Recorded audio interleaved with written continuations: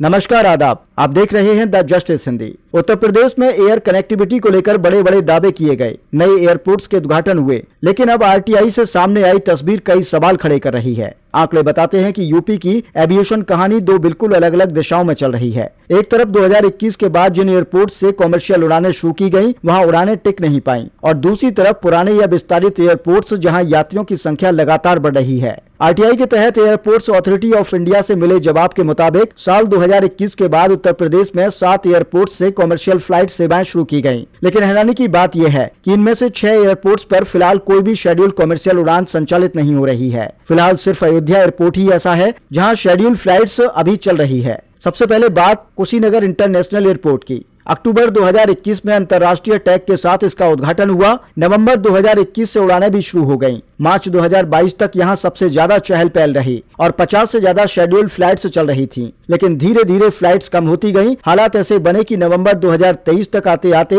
यहां सिर्फ गिनी चुनी उड़ानें बची और फिर यहां से शेड्यूल कॉमर्शियल फ्लाइट सेवाएं बंद हो गयी। इंटरनेशनल एयरपोर्ट होने के बावजूद कुशीनगर आज नियमित यात्री उड़ानों के बिना पड़ा हुआ है। मार्च 2024 में जिन एयरपोर्ट से नई उम्मीदें जुड़ी थीं, वहां कहानी और भी छोटी साबित हुई। आजमगढ़, अलीगढ़, मुरादाबाद, श्रावस्ती और चित्रकूट, इन सभी जगहों पर उड़ानें शुरू तो हुई, लेकिन कुछ ही महीनों में सेवाएं रोक दी गईं। मुरादाबाद में तो महज 3 महीने में ही सेवाएं ठप पड़ गईं, यानी नई शुरुआतें जमीन पर टिक नहीं पाईं। अब जरा नजर डालते हैं कानपुर पर, जहां तस्वीर बिल्कुल उलट है। कानपुर में एयरपोर्ट से पहले मौजूद था, लेकिन मई 2023 में नए सिविल एन्क्लेव का उद्घाटन हुआ। इसके बाद जून 2023 से कॉमर्शियल फ्लाइट शुरू हुई। नया टर्मिनल पुराने भवन से कई गुना बड़ा है और इसका सीधा असर यात्रियों की संख्या पर दिखा। 2023 के कुछ ही महीनों में यहाँ 1.5 लाख से ज्यादा यात्रियों ने सफर किया। 2024 में यह संख्या करीब 3 लाख तक पहुंच गई और 2025 में 3.5 लाख से ज्यादा यात्रियों ने कानपुर एयरपोर्ट का इस्तेमाल किया। यानी सिर्फ 2 साल में यात्री संख्या दोगुने से भी ज्यादा हो गई।